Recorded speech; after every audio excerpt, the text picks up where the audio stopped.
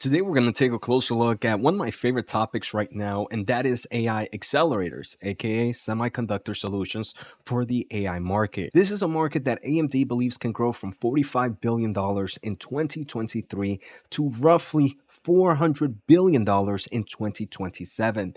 That's roughly a 70% compounded annual growth rate. So, what I want to do today is take a closer look at the upcoming products that semiconductor solutions and big tech players are creating for either external use or internal uses in this market. So, let's take a closer look in today's episode. All right, so obviously, the first company we're going to have to talk about is Nvidia, my number one position in my overall portfolio and my favorite semiconductor company in this space right now. All right, so Nvidia recently on November 13th of 2023 announced their H200, and the H200 is coming soon from world's top server manufacturers and cloud server providers.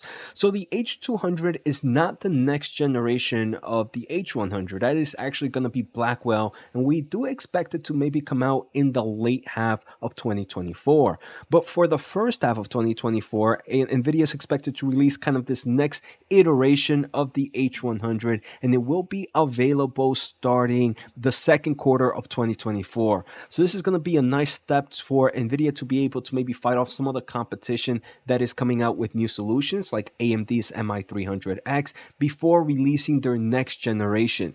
It's important to remember that the H100, the one kind of destroying the field right now and the total leader in the AI market, is a chip that's almost a year old already. It came out in the winter of 2023. So that chip is already about a year old, and Nvidia is just kind of increasing it or creating an improvement of that variation right now. I want to thank the Motley Fool for sponsoring this video, and check out fool.com/Jose for the 10 best stocks to buy now. With that link, you get a promotional offer for the subscription service. Now, let's continue with today's episode. All right, so the second company we're going to take a closer look at that's providing external chips is AMD, Advanced Micro Devices. So obviously, if you've been watching this channel, we just took a closer look at their recent AI event where they discussed the MI300X. Now, the MI300X launched on December 6th of 2023, so it's just about a few days old, and this is their kind of competition to the H100. There's some benefits to the MI300X versus NVIDIA's H100. One of the biggest boosts that this has over the H100, it's its dedicated memory size of roughly 192 gigs. And this is obviously beneficial for things like inferencing in AI workloads. So this is one that's just out. We've already seen some strong adoptions from companies like Microsoft, companies like Meta and Oracle, but we still don't really have too many kind of external performance results. So we have or benchmarks. So that's something we're going to have to keep a closer eye out as big companies get their hands on this product. Now, following with company number 3 is going to be Intel, another one kind of bringing out external solutions for the AI accelerator. But before we go any further, I do want to say thank you guys for the support. If you haven't, make sure to hit the thumbs up and the subscribe button.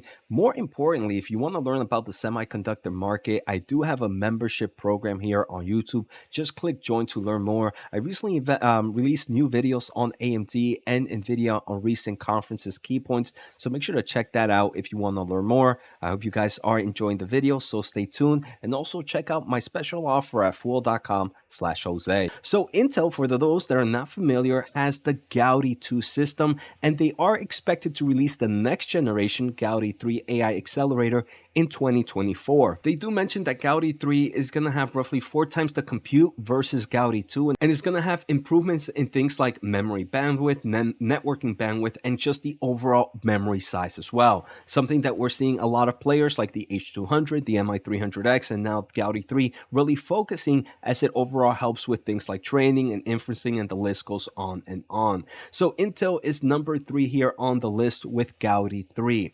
Now we have I feel like the rest that we're going to take a closer look at have more of internal AI accelerators, but it is important to understand these as semiconductor and AI investors, because we have to see what kind of competition there is internally in this space. So we're actually going to take a closer look at Google next Alphabet. I am actually going to be releasing a video on Alphabet in the upcoming hours where we're going to take a closer look at their new AI solution. But one thing that they did announce on December 6, 2023 was their new TPU, their new tensor processing unit, V5P. So V5P is their next generation of their TPU. They recently announced the V5E, which is more meant for kind of efficiency and price performance. The V5P is more meant for performance, opposed to actual price or price efficiency. So they do mention that Gemini, Google's most capable generative AI model, which was announced, and again we're going to talk about that in another episode,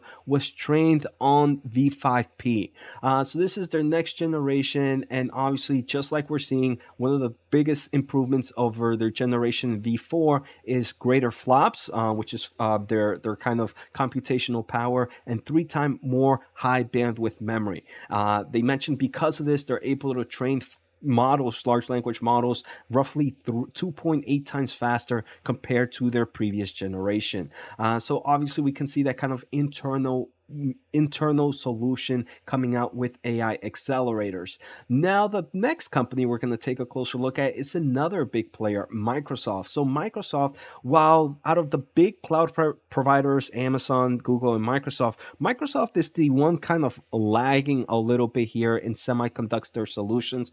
But during the Microsoft Ignite event that happened in November, they did announce new AI solutions, semiconductor solutions for the AI market. So Microsoft recently announced the Maya AI accelerator optimized for artificial intelligence, AI tasks, and generative AI solutions. They do mention that chips will start to roll out early next year to Microsoft's data center, initially powering the company's service such as Microsoft's Copilot or OpenAI services. So we can see Microsoft, while late to the game, is definitely focusing in this space as well.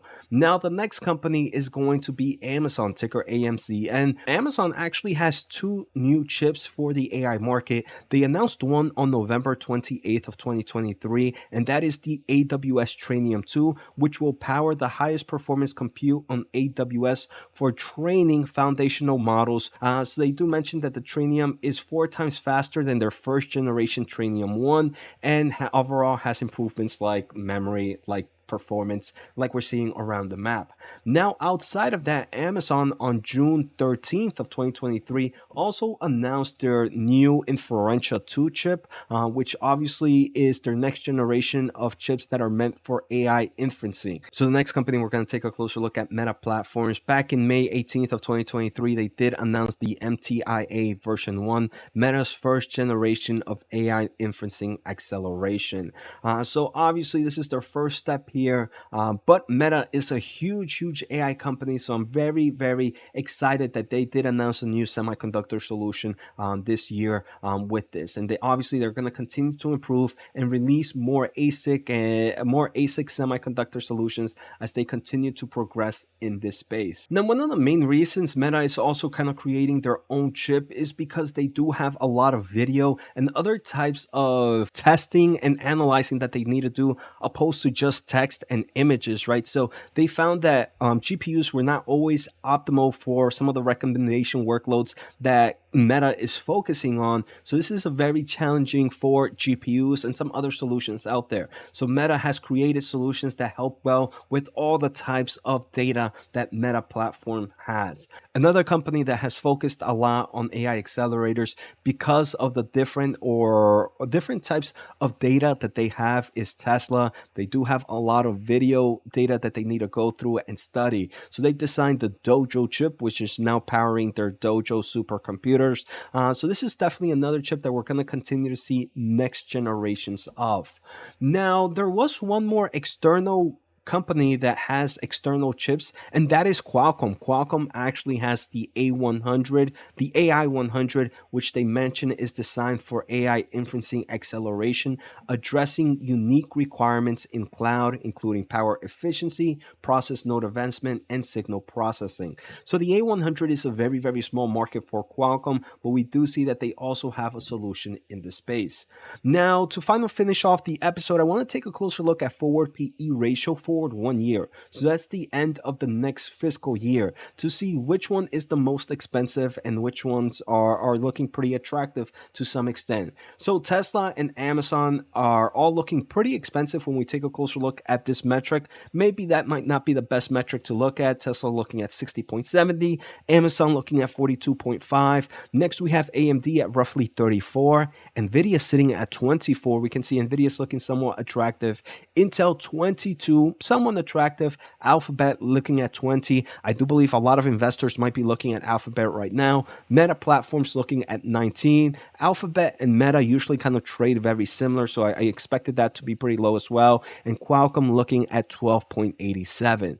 So I want to know from you, the viewers, are you guys looking into any of these AI companies right now? Are they all looking pretty expensive? Obviously, they do more than AI solutions. And what I really wanted to do in today's episode is take a closer look at all the AI accelerators impacting the market right now and the next generations that we are expected to see within the next year or so. So I hope you guys enjoyed the episode. Take care, have a good day, and see you next time.